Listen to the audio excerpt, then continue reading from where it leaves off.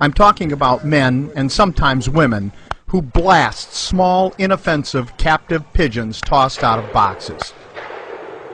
Most pigeons used in these unsporting events are either captured from cities, often illegally, or are bred in poultry-type operations. In either case, the treatment of the birds is horrible. Pigeons trapped in cities become dehydrated and are fed little by their captors because feed costs money. The pigeons are often very weak by the time they have to face the gun-toting cowards.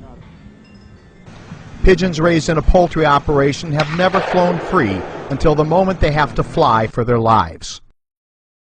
Since they are raised merely to be shot, they are treated no better than the victims who are trapped from cities. Many pigeons are so weak they can hardly fly. Many don't fly at all, and so they are simply shot where they stand. The killers don't shoot for the challenge or to become proficient shooters.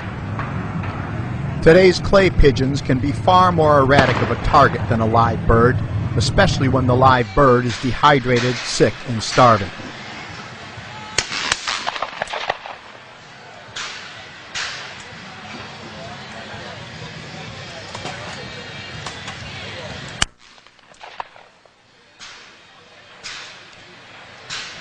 Pigeon shooters don't kill to eat.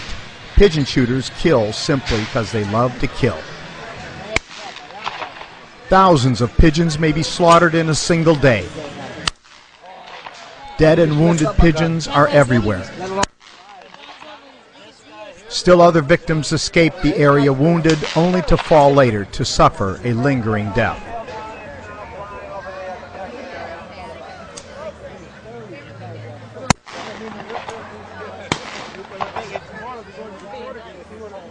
Unlike traditional hunters, pigeon shooters don't want to have to track their prey, and God help should they have to actually get dirty, or Lord Almighty, get bloody.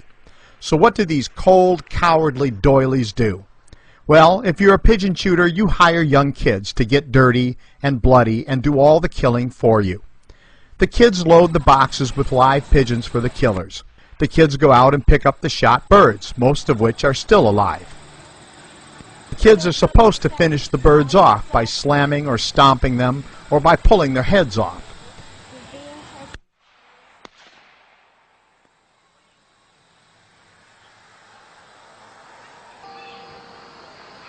As the day wears on, however, the kids tire of all the killing and simply throw the birds into barrels alive.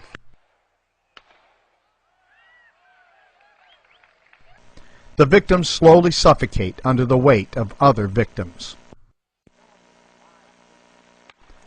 The use of children is particularly egregious because the shooters claim their victims are disease-carrying pests. If that is true, then why are children subjected to these supposedly disease-ridden birds?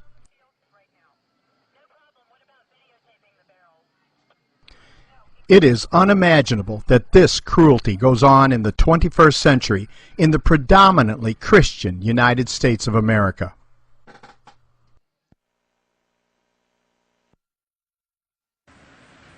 While claims of pigeons carrying diseases is nonsense, pigeon shoots do abuse children by stripping them of their compassion and, one might argue, of their very souls. What kind of parent would allow their children to be involved in this horrific activity? Pigeon shooters don't care about what this involvement in bloodletting will do to the children. After all, they're pigeon shooters. Understandably, pigeon shoots have been outlawed in practically every state except one. Pennsylvania, claiming itself the state of, quote, virtue, liberty, and independence, unquote, caters to both animal and child abusers by allowing pigeon shoots. Most traditional hunters oppose pigeon shoots. Outdoor writers for various newspapers around Pennsylvania have for years called for an end to this slaughter. Pigeon shoots, like the one formerly held in Higgins, Pennsylvania, attract other low forms of humanity, like skinheads and even the Ku Klux Klan. In fact, the Klan actually used the Higgins pigeon shoot for membership drives. Given the kind of people who support pigeon shoots, I guess that's to be expected. So why is the Pennsylvania legislature refusing to ban these blood orgies? As it turns out, the champion of pigeon shooters in Pennsylvania is the NRA, the National Riflemen's Association.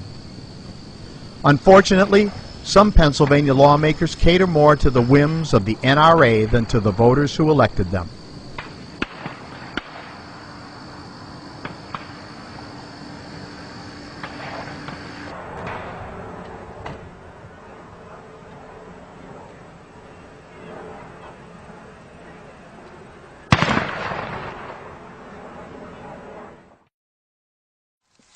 He's gonna die, Steve. I know.